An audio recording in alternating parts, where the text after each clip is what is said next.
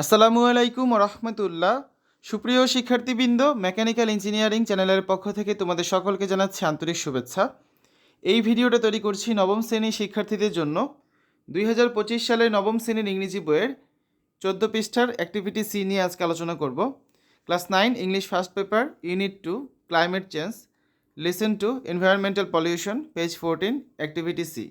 ভিডিওর ডিসক্রিপশনে এবং পিন কমেন্টে প্লেলিস্টের লিঙ্ক দেওয়া আছে, সেখান থেকে তোমাদের যার যে বিষয়ের ভিডিও দরকার খুব সহজেই তোমরা দেখে নিতে পারবে। শিক্ষার্থীরা, গত ক্লাসে আমরা লিসন টু এর অ্যাক্টিভিটি এ এবং অ্যাক্টিভিটি বি নিয়ে আলোচনা করেছি। আজকে দেখব activity C. From you reading of the above text complete each blank space in the table with no more than 2 words and or numbers. উপরের মূল পাঠটি পড়ার পর অনধিক দুটি শব্দ এবং বা অথবা সংখ্যা দ্বারা টেবিলে দেওয়া খালি ঘরগুলো পূরণ করো। ঠিক আছে? তো প্রথমে কী আছে দেখো, বাম দিকে আছে পলিউশন মানে হচ্ছে দূষণ, তারপর আছে কজেস অর্থাৎ কারণ, এবং সাজেশন মানে হচ্ছে পরামর্শসমূহ। এয়ার পলিউশন, তো বায়ু দূষণের কারণগুলো কি? Toxic smokes from dash plants. এখানে কি প্লান্টস হবে? এখানে হবে ইন্ডাস্ট্রিয়াল প্লান্টস। ঠিক আছে, আমি প্রতিটা অ্যান্সার এখানে তোমাদের লিখে দিব, সাথে সাথে হচ্ছে বাংলাটাও বলে দিব, ইন্ডাস্ট্রিয়াল প্লান্টস। ঠিক আছে, মানে কি? শিল্প কারখানার বিষাক্ত ধোঁয়া। তারপরে কারণটা হচ্ছে কি? Vehicles which are old and poorly dash. এটা হবে কি? Poorly serviced, SERVICED। ঠিক আছে, অর্থাৎ অর্থটা কী দাঁড়াচ্ছে? যেসব গাড়ি পুরাতন এবং কোনো রকমে মেরামত করা।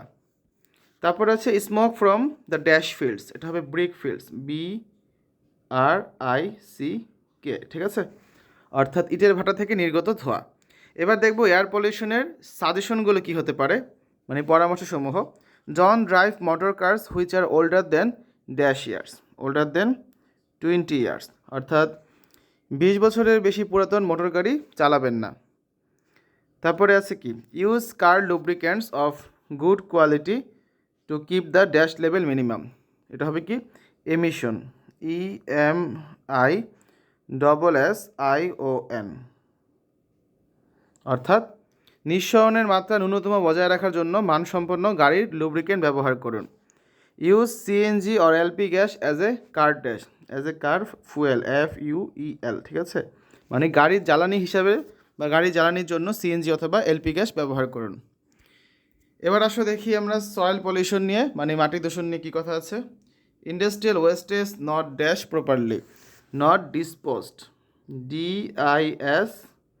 DISPOSED। শিল্প বর্জ্য অপসারণে অব্যবস্থা। তারপরে আছে use of dash shopping bags. এটা হবে পলিথিন শপিং ব্যাগস, POLYTHENE, মানে পলিথিনের বাজারের ব্যাগের ব্যবহার। তারপরে আছে use of agricultural pesticides and dash. এটা হবে কি? Fertilisers,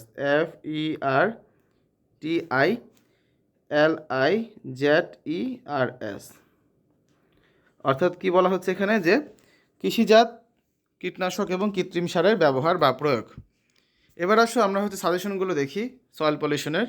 use compost for agricultural purpose dash paper, agricultural purpose, এটা হচ্ছে তারপর line dash paper, plastics and other materials. এটা হবে রিসাইকেল পেপার, RECYCLE। ঠিক আছে, রিসাইকেল পেপার। কাগজ, কৃষিকাজের উদ্দেশ্যে জৈব সার ব্যবহার করুন।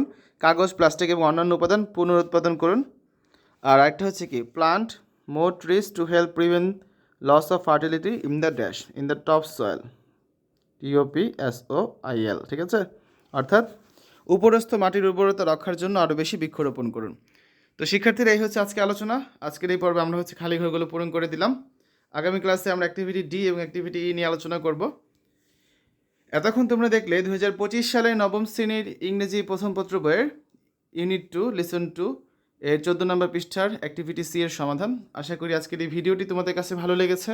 আমাদের চ্যানেলের অন্যান্য ভিডিওগুলো দেখার আমন্ত্রণ জানিয়ে আজ এখানে বিদায় নিচ্ছি। আল্লাহ হাফেজ।